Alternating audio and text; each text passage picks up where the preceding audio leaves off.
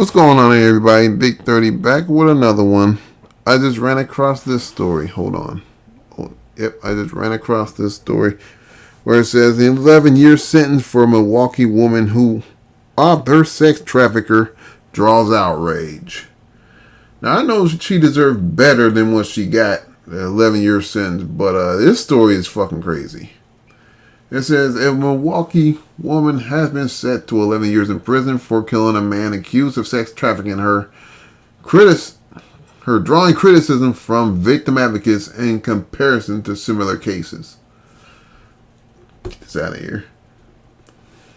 Crystal Kaiser, 24, pleaded guilty in May of reckless homicide in the June 2018 death of 34-year-old Randall Villar in Kenosha, Wisconsin. Kaiser was 17 years old at the time.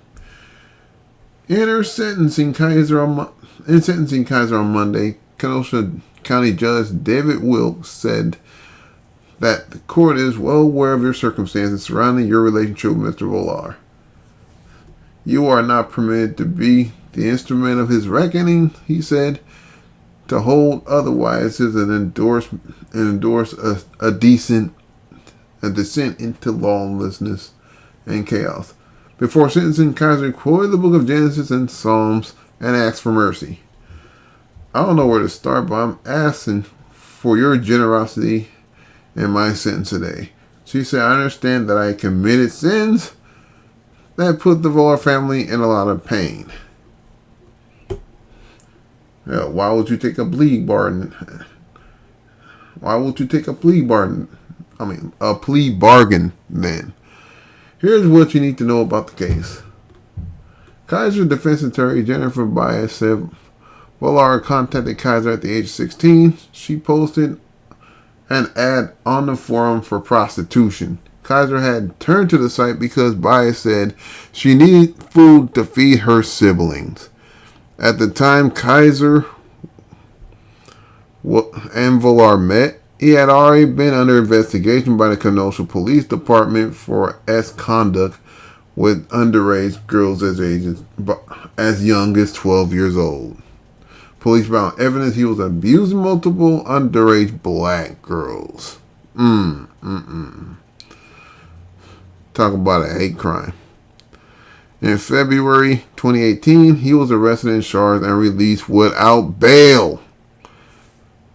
In June 2018, when Kaiser was 17, she shot and killed Villar, set his Kenosha house on fire, and fled in his BMW.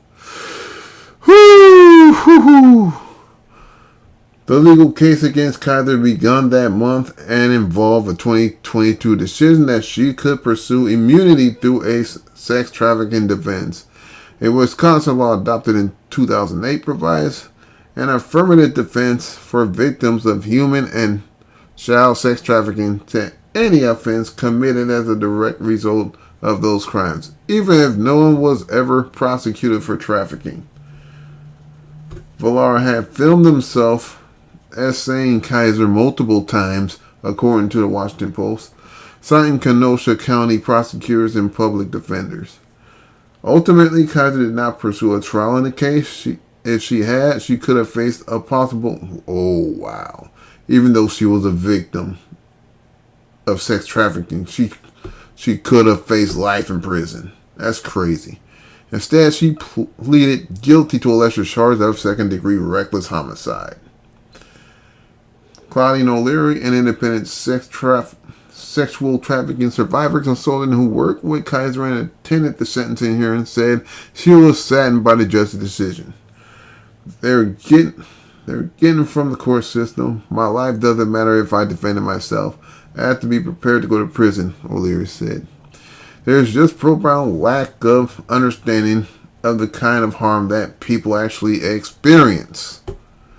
Kaiser's case echoes of the Centoya Brown Long, who was 16 when she killed 43-year-old Johnny Michael Allen on August 6, 2004 in the parking lot of a Sonic Drive-In in Nashville, Tennessee. Allen had been trafficking Brown Long, who was sentenced to life in prison after being convicted of robbery and murdering in his death. The sentence drew harsh criticism from, of course, from celebrities including Kim Kardashian. Oh Lord, give me a fucking break here. Kim Kardashian, Rihanna, and they just want to be. They just fucking. They're opportunists, man. And in anyway, and in January 19th, January 2019, the judge commuted Brown Long's punishment to 15 years plus 10 years of supervised parole. She was released from prison on August 7, 2019. Well, this woman's going to be released 10 years from now.